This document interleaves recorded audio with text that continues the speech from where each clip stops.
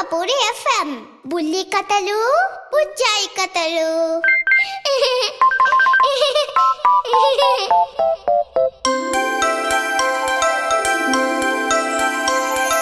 చిన్ని పిల్లలు చిన్నారి పిల్లలు ఆడి పాడి పచ్చని వేళ మంచి మాటలతో చక్కగా హలరించి బుల్లి కథ వింటారా ఈ వేళ. వింటాం సింహపూరి ఎఫ్ఎం బుల్లి కథలు బుజ్జాయి కథలు.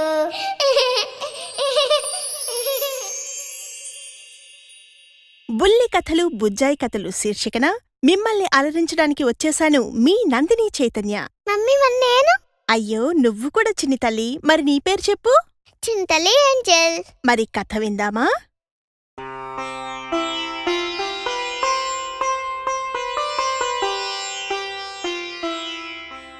చిన్ని తల్లి, నిన్నటి భాగంలో మంత్రి సర్వజ్ఞుడు రాజైన హిరణ్యగర్భునికి ఒక కథను చెప్పి ముగించాడు కదా. ఏంటా కథ గుర్తుందా? కాకి కొట్ల కథ మమ్మీ. అవునానా. మరి ఆ కథను మంత్రి సర్వజ్ఞుడు రాజు హిరణ్యగర్భునికి చెప్పిన తర్వాత మరి రాజుతో ఏమేం మాటలు మాట్లాడారు, వాళ్ళు ఏ విధమైనటువంటి అంశాల గురించి చర్చించుకున్నారు, మరి యుద్ధం గురించి వారు ఏం మాట్లాడుకుంటారో ఈనాటి భాగంలో విందాం. ఓకేనా? అలాగే మమ్మీ. మంత్రి సర్వజ్ఞుడు హిరణ్యగర్భునికి కథ చెప్పిన తరువాత, మహారాజా, ఈ కథ ఎందుకు చెప్పానంటే తెలియని వాళ్ళని ఎన్నడూ చేరదీయకూడదు. చేరదీస్తే ప్రమాదం తప్పదు. శత్రువులెప్పుడూ తీయగానే మాట్లాడుతారు. ఆ తీపిదనానికి అలవాటు పడ్డామో ప్రాణాలు పోతాయి అని సారాంశాన్ని చెప్పాడు. ఆ మాటలు విన్న హిరణ్యగర్భుడు అంతేనంటావా అన్నట్టుగా సర్వజ్ఞుణ్ణి చూశాడు. అప్పుడు సర్వజ్ఞుడు ఇలా అంటున్నాడు మహారాజుతో, నమ్మద్దు మహారాజా, నీలవర్ణుని తేనె పలుకులు నమ్మవద్దు. నీలవర్ణుడు చాలా తెలివైనవాడు. యుద్ధ సమయంలో పనికి వస్తాడు అనుకుంటున్నావు. ఏమీ పనికిరాడు. పైగా అపాయాన్ని కలిగిస్తాడు. మీరు విన్నా వినకపోయినా మంత్రిగా నా బాధ్యత నేను నిర్వర్తించాను. చెప్పాల్సింది చెప్పాను. తర్వాత మీ ఇష్టం అని అన్నాడు. అంతలోనే మళ్ళీ ఇలా కూడా అంటున్నాడు, నిజానిజాలు గ్రహిస్తే తక్షణం నీలవర్ణుని ఇక్కడ్నుంచి పంపించేయండి. పీడ విరగడవుతుంది అని అనగా ఆ మాటకు సన్నగా నవ్వుకున్నాడు హిరణ్యగర్భుడు. అదేంటి మమ్మీ, మంత్రి అన్ని మంచి విషయాలు చెప్తుంటే రాజుకి నువ్వెందుకొస్తుంది? ఒకటే ఏకధాటిగా సలహాలిస్తూనే ఉన్నాడుగా. బహుశా విసుగొచ్చిందేమో, అందుకోసమే ఆ నవ్వాడేమో. విసుకొస్తే ఎవరైనా కోపడతారు గాని ఎదురేంటి ఇలా నవ్వుకుంటున్నారు? లౌక్యం తెలిసిన గొప్పవాళ్ళందరూ దాదాపు కోపాన్ని కూడా నవ్వు రూపంలోనే బయటకు ప్రదర్శిస్తారు. నీకు తెలుసా? ఓ అవునా? కథలోకి వెళితే అప్పుడు రాజు హిరణ్యగర్భుడు సన్నగా నవ్వుకొని ఇలా అంటున్నాడు, నీ మాటల్ని నేను కాదనను. నువ్వంతా మన మంచికే చెప్పావు.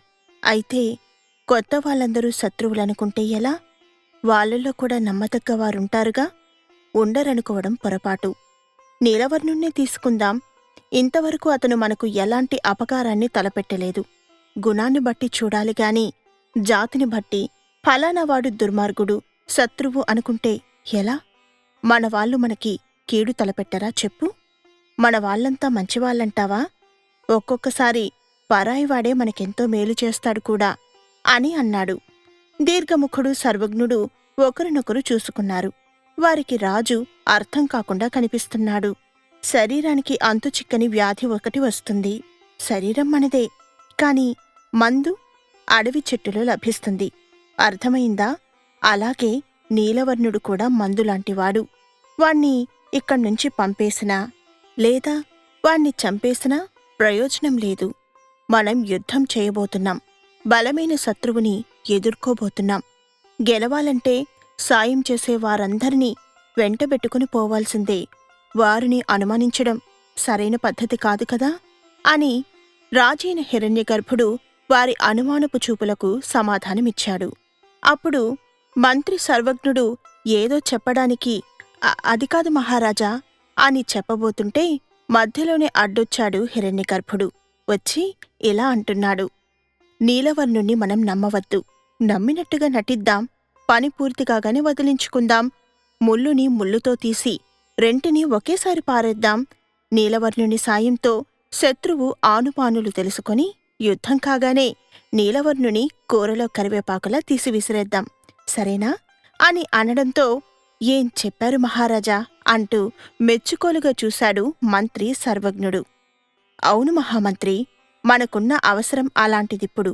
పూర్వం ఒక ఎలుక అవసరార్థం ఒక పిల్లితో స్నేహం చేసి పని కాగానే దాని మానాన దాన్నొదిలేసిన కథ ఒకటి ఉంది. మరి చెబుతాను వింటారా అని రాజు అడగగా దీర్ఘముఖుడు సర్వజ్ఞుడు, ఓ ఎందుకు వినం, ఎంత భాగ్యం మీరు కథ చెప్పడం.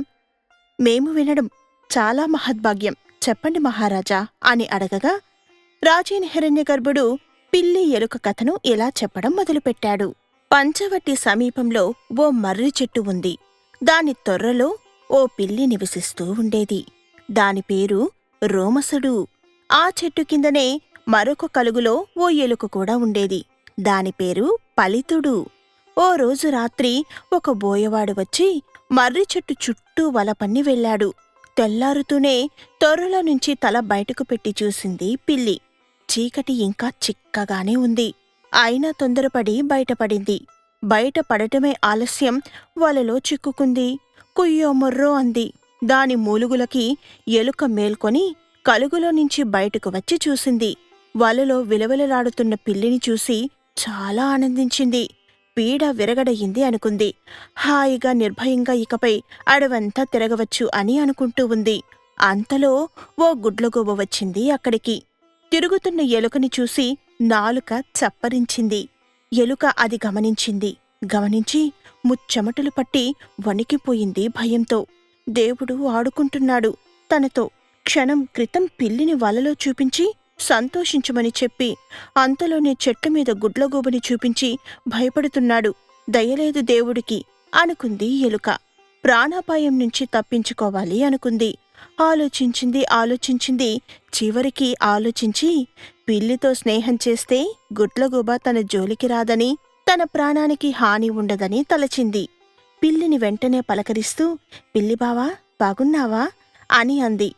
ఏం బాగు, చూసావుగా అని పిల్లి బాధగా సమాధానమిచ్చింది. అప్పుడు ఎలుక, అదే బాధగా ఉంది. ఒకే చెట్టు కింద ఇద్దరం అన్నదమ్ముల్లా బతికాం. ఏనాడు నా వల్ల నీకుగాని, నీ వల్ల నాకుగాని ఏ ఇబ్బంది రాలేదు. హాయిగా ఉందనుకుంటే ఇప్పుడు ఈ విపరీతం చూడాల్సి వచ్చింది. నిన్ను చూస్తుంటే నాకు గుండె తరుక్కుపోతుంది అంది. కన్నీళ్లతో చూసింది పిల్లి. నిన్ను ఎలాగైనా విడిపించాలి. నిన్ను ఈ వలలో నుంచి విడిపిస్తే తప్ప నా మనసు కుదుటపడదు అనుకుంటున్నాను. ఆ మాట అనుకున్నానో లేదో, చూడక్కడ గుడ్లగూబ ఎలా వచ్చి వాలిందో. వాస్తవానికి ఆ గుడ్లగూబ నిన్ను చూసి ఆగింది. కాని ఒకవేళ లేకపోతే అమ్మో నన్నెప్పుడూ గుటుక్కని మింగేసేదే అంది ఎలుక. అతి ప్రయత్నం మీద తల తిప్పి చూసింది పిల్లి. నిజమే, ఇంతింత గుడ్లేసుకొని గుడ్లగూబ ఎలుక కోసం కాచుకొని కూర్చొని ఉంది. నాతో స్నేహం చేస్తావా చెప్పు, నిన్నీ వలలో నుంచి బయటపడేస్తాను. నేను నిన్ను రక్షిస్తున్నాను కాబట్టి నువ్వు నన్ను తప్పకుండా రక్షించాలి. అంతేకాని నన్ను చంపకూడదు, సరేనా అంది ఎలుక. ఎందుకు చంపుతాను చెప్పు, నేనేమైనా అంత బుద్ధిహీనురాల్నా? నీకో సంగతి తెలుసా, నాకెప్పుడూ నీతో స్నేహం చెయ్యాలనే ఉంటుంది. నిన్ను చూస్తే చాలు 1,000,000 మంది బంధువుల్ని చూసినట్టుగా ఉంటుంది అంది పిల్లి. పిల్లి మాటలకు ఆశ్చర్యపోయింది ఎలుక. నన్ని వలలో నుంచి తప్పించి నువ్వు ఉపకారం చేస్తున్నావు. ఉపకారికి అపకారం చెయ్యొచ్చా? తప్పు కాదు, మాటిస్తున్నాను. నిన్ను చంపనుగాక చంపను. పైగా నిన్ను గుడ్లగూబ చంపడానికి వస్తే నేనడ్డుకుంటాను, సరేనా అంది పిల్లి. అదేంటి మమ్మీ, వలలో చిక్కుకున్న పిల్లి పెడుతున్న ఎలుకను ఎలా కాపాడగలదు కదా? నిజమే, ఎలా కాపాడగలదు? హా, కాని మనసుంటే? ఆగు మమ్మీ, నువ్వేం చెప్తావో నాకు తెలుసు. ఏమంటాను? మనసుంటే మార్గం ఉంటుంది. అదే కదా మమ్మీ నువ్వు చెప్పాలనుకుంటున్నది. అంత కరెక్ట్గా ఎలా చెప్పావురా? ఈ మాట ఏమైనా నువ్వు 1-2 సార్లు అన్నావా?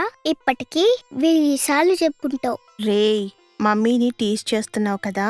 నేను అలిగాను పో. ఆ, ఆ, ఆ, అలాగెందుకు మమ్మీ, నేనేదో ఊరికే తమాషా కన్నానులే. Comedy comedy comedy comedy. దొంగ. సరే కథలోకి వెళితే, పిల్లి అన్న మాటలకు అనుమానంగా చూసింది ఎలుక. కాటికి కాళ్ళు చాచి కూర్చొని ఉన్నాను. ముసలిదాన్ని. మాటంటే మాటే. నా మాట నమ్ము. ధర్మకార్యాలంటే నాకు చాలా ఇష్టం. బతికినంతకాలం మంచి చెయ్యాలన్నదే నా ధ్యేయం. నిన్ను ఆ దేవుడే పంపించాడు. ముందు నన్ను కాపాడు, తర్వాత నేను నిన్ను తప్పకుండా కాపాడుతాను. నీ లేనిపోని అనుమానాలను విడిచిపెట్టి వలకొరికి నన్ను రక్షించు మిత్రమా. నీకు 1000 దండాలు పెడతాను అంది పిల్లి ఎంతో ప్రాధేయపడుతూ. తప్పదిక. పిల్లిని కాపాడాల్సిందేననుకొని వల కొరికేందుకు సిద్ధమయ్యింది ఎలుక. పిల్లికి మరింత దగ్గరగా జరిగింది.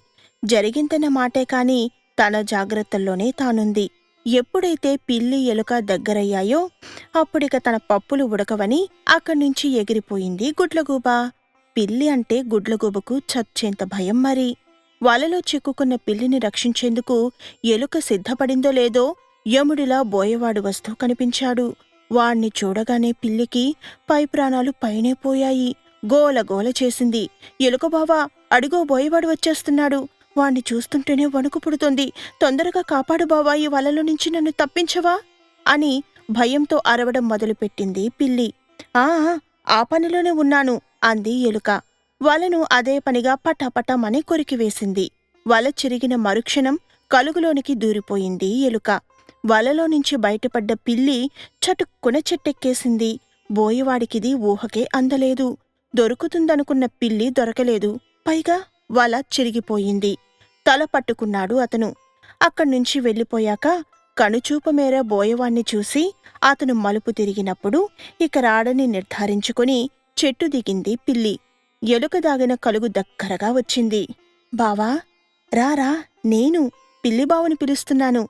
సరదాగా కబుర్లాడుకుందాం రా అని పిలుస్తున్నా కలుగులోనుంచి సమాధానం లేదు. నీ స్నేహాన్ని, నిన్ను మరిచిపోలేకపోతున్నాను. రా, నీతో మాట్లాడకపోతే నాకు ఏదోలా ఉంది. రావా అంటూ మళ్ళీ పిలిచింది పిల్లి. అయినా కాని ఎలుక ఏమీ మాట్లాడలేదు. మళ్ళీ పిల్లి, ఇకపై నువ్వు నేను ఒకటి. నా ఇల్లు నీ ఇల్లనుకో. ఇద్దరం మా ఇంట్లోనే ఉందాం. నన్ను కాపాడినందుకుగాను నీకు విందు చేద్దామనుకుంటున్నాను.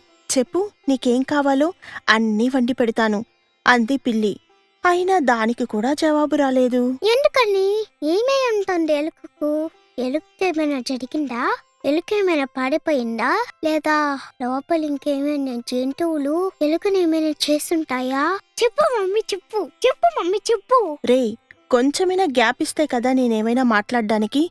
ఏకధాటిగా ప్రశ్నలు ఒకదాని తర్వాత ఒకటి బాణాల్లాగా విసురుతుంటే ఏమని చెప్పాలి? ఏ బాణం మమ్మీ? బాగుబలి బాణమా, మగధీర బాణమా? రే చిలిపి. Joke mummy, joke joke. సరే, నువ్వు చెప్పు. ఎలుకెందుకు బయటికి రాలేదు? ఏమో మరి, ఎందుకు రాలేదో కారణమేమై ఉంటుందో. ఈ రోజు కాదు గాని సమయమైంది కాబట్టి ఇప్పుడు పడుకొని త్వరగా రేపు నిద్రలేచావనుకో, స్కూల్కెళ్ళి ఎంచక్క ఇంటికొచ్చాక ఎందుకు అలా జరిగిందో రేపు రాత్రి హాయిగా విందాం. ఓకేనా? అలాగే మమ్మీ.